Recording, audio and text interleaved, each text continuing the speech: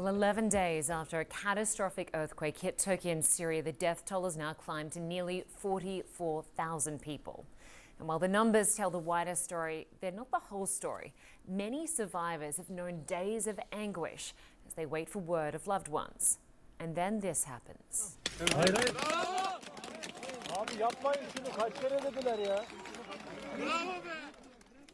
Another incredible rescue in the disaster zone. We've seen at least a handful. This time, a 12-year-old boy was pulled alive from the rubble in the southern Hatay province 260 hours after the quake hit Turkey. Well, this comes as UN aid trucks have been making their way across the Turkish border into northwest Syria. 143 trucks so far. It has taken days of diplomatic maneuvering to get relief supplies into Syria's rebel-held territory. Well, I want to bring in CNN's Jomana, who joins us live from the historic Turkish city of Antakya. Good to have you with us, Jomana. It is great to see some of those aid trucks now moving in to northwest Syria, but I want to ask you about these incredible rescues we're still seeing in Turkey. You have to wonder how some of these people, these young teenagers, have survived for this long under buildings. Quite remarkable, Lynda. I mean, these are being described here in Turkey as miracles, and so many people across the quake zone are praying for miracles. We have met so many families in this part of the country, in Antakya, that has been hit really hard by the earthquake, who are still searching for their loved ones. I mean, as you can probably see behind me, the destruction here is so extensive. It's very hard to even find a building in this historic city that hasn't been touched by the earthquake. And, you know, more than 11 days into this, Lynda, these search and rescue operations haven't stopped. I mean, we were earlier comparing it to Syria, where we were last week, and we were on the ground on Saturday.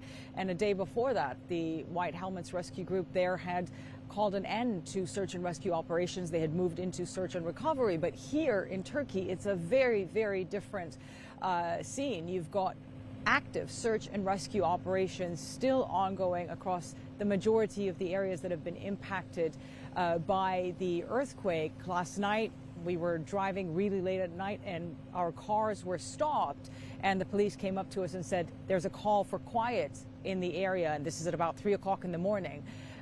They were listening to see if they had managed to locate a possible survivor. And almost every day, Lynda, you're hearing these stories of the miracle rescues as they're being described here. But unfortunately, these are very rare right now. We have seen a lot of bodies being pulled out of destroyed buildings over the past couple of days. But at the same time, those miracle rescues, as they're being described, have given a lot of families that are waiting for their loved ones hope. Antakya no more, they say. This once bustling historic city now in ruins. It is here where hope meets despair. On every corner, a scene so painful, of loss so hard to comprehend. She's waited days for news of her husband, but the wait never prepares you for this. Nothing could have prepared the people of Antakya for these grimmest of days.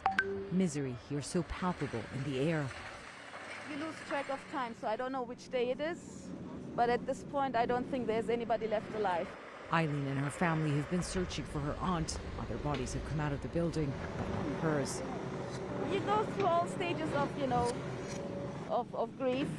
You're angry, you're desperate, you're sad, you accept, then you get mad again. At this point, we've come to accept that she's passed away, but we just want to put her at her final resting place, because with how it's been going, leaving her here is unimaginable. Around the corner, the rare good news these days. After more than 220 hours under the rubble, a woman and 2 children were rescued alive. Several bodies have also been recovered from the building. There are others still trapped inside. They don't know if they're alive or dead. They pray they find them alive. Mohammed Bayram just buried his daughter and her husband. His 12 and 14-year-old grandchildren are still inside. God, I beg you, he says. Just like they got that woman and 2 children out alive, we're hoping for the same. It's been the most agonizing of waits for his and other families here. May the Lord not put anyone through this woman says. Mohammed hasn't eaten in 11 days. He says all he can do is hope, pray, and wait. We weren't able to get these big machines for a few days, he says. They had to go through other buildings here first. Maybe if they had, they would have come out alive. Another call for quiet during our interview, one of many in the past few days. Rescuers hear something. Cheers break out. They believe they've located 2 people alive. A tense wait, now into the evening, the crushing sound of silence. It's hardest for those who wonder if they mourn or wait. It is here where hope fades as fast as it grows. And Lynda, just to update you on Eileen, who you saw there in our report, who has been searching for her aunt's body, her only desire to find her and to give her a proper burial. That search and recovery operation was carried out by volunteers, and they say they've had to stop it because they haven't been able to find her body. Mohammed there, that grandfather, is still waiting for his grandchildren, hoping that they're alive, but so far only dead bodies have emerged from that building. So heartbreaking. Jomana, Karadsheh, you and the team are doing a great job on the ground there. Thank you very much.